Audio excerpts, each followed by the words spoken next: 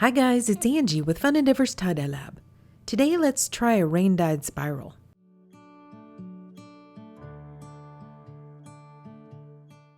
I prepped the shirt like normal and I have it turned inside out.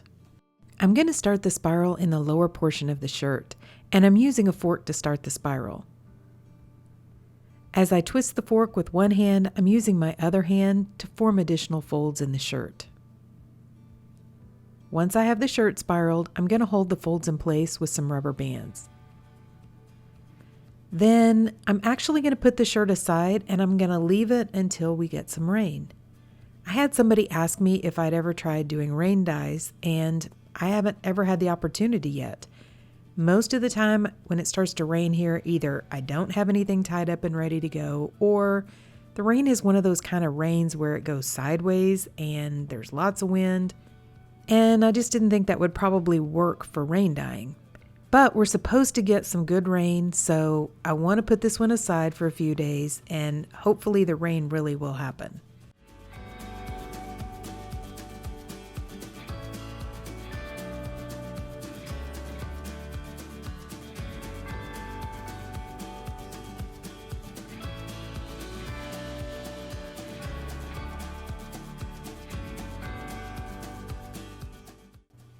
Okay, so it took about a week for the rain to happen, but we're kind of getting a gentle rain right now, so I'm going to go ahead and add some dye to the top of the shirt.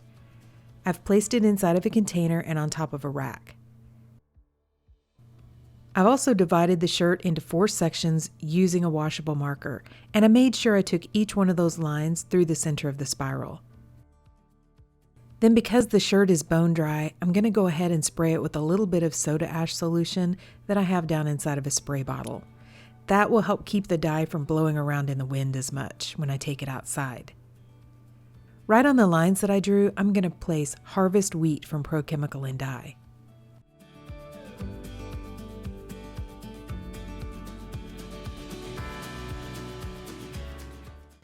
Then in 2 of the sections which are across from each other, I'm going to place Olive Drab from Pro Chemical and Sage from Dharma.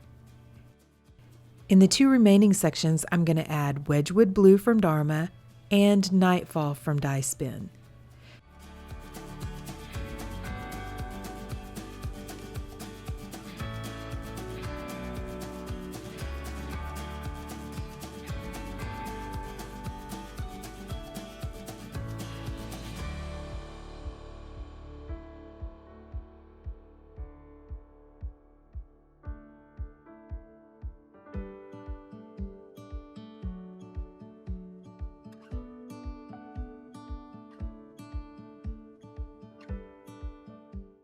After I put the dye on the shirt, I went ahead and sprayed it one more time with the soda ash solution.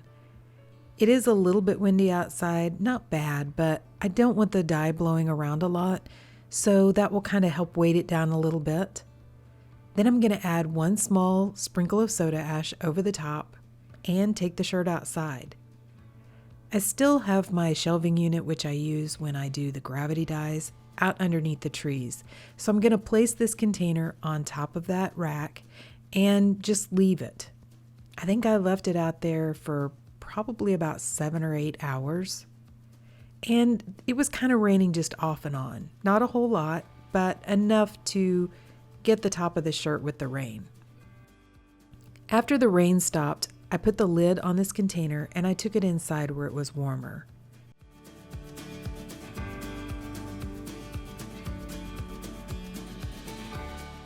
When I turned the shirt over, I noticed that the dye was kind of speckled on the back, but it really hadn't gone all the way through to the back of the shirt.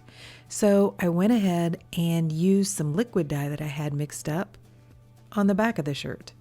I had a little bit of Stormageddon from Dharma Trading Company mixed, where I had made a color sample. So I really probably only have about 1/4 cup.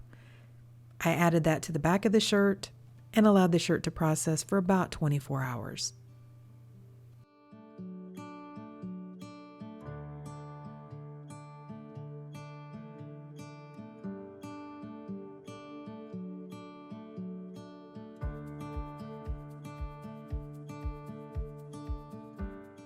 So to rinse the shirt, I took it to my utility sink and I started rinsing it in cold water to get out the soda ash.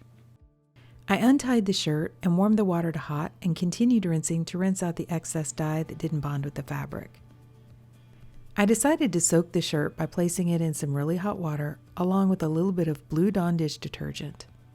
I kept changing out the water when the water cooled off and kept up that soaking process until the water was almost clear. I actually ended up soaking it a couple of days because my washing machine broke and I had to go get a new one. So it soaked a little bit longer than normal. But then I put the shirt along with some Dharma's textile detergent into my washing machine and I washed it using a hot water cycle.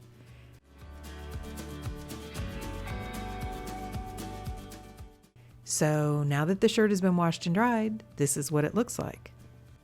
Okay, so what do you think? So I think this one turned out looking cool. I was a little bit concerned since I just kind of had speckling on the back of the shirt. I was a little concerned that I wouldn't have a lot of good color through the shirt. But I think it looks really good. I got really good color saturation. It wouldn't have looked as good if I wouldn't have added the Stormageddon to the back of the shirt. By the way, the Stormageddon is like the gray color that you see in the shirt. The liquid dye had been sitting for a few days, like, I don't know, maybe 2 or 3 weeks. So it might have been a little bit older. I think that the color swatch that I made was a little darker than this. But I still think it's a great addition to the shirt. I think it works really well with the blues and the greens. It was the only color that I had mixed that I thought would look really good on the shirt. I love the green and blue combination, and then I think the brown, because the brown is kind of more of an orangey type yellowy brown, I really think it works.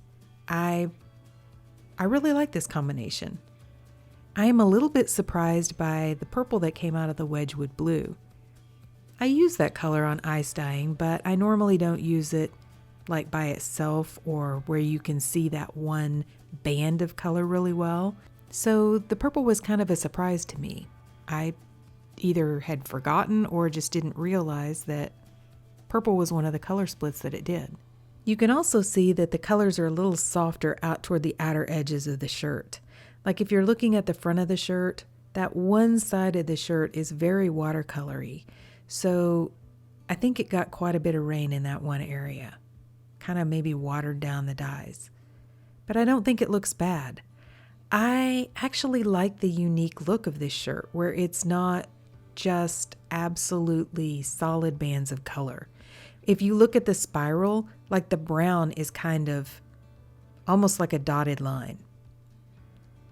I don't know, it's just kind of a unique look to a shirt. It's very interesting to look at. And interesting in a good way, not in a bad way. So far, I like this technique. I think it worked out really well. Thankfully, we got a nice light rain. It was perfect for doing this. I've just got to be on my game enough to have a couple shirts tied up the next time we get a nice light rain, and I can just throw some dye on top like I did this time. But what do you guys think? Do you like rain dyeing? Have you ever tried rain dyeing? I did an incline rain dye at the same time, and I'm making the video for that later on too. But if you are one who rain dyes, which technique do you use the most? Do you like to do inclines, spirals? What do you think works best with rain dyeing? Please drop me some comments down below and let me know, because I'd like to get a few more tied up and have them ready for the next time it rains. And I sure would appreciate it if you enjoy the content of this YouTube channel, if you would subscribe. And if you enjoyed the video, please give it a thumbs up. Thank you all for watching, and I hope you have a great day.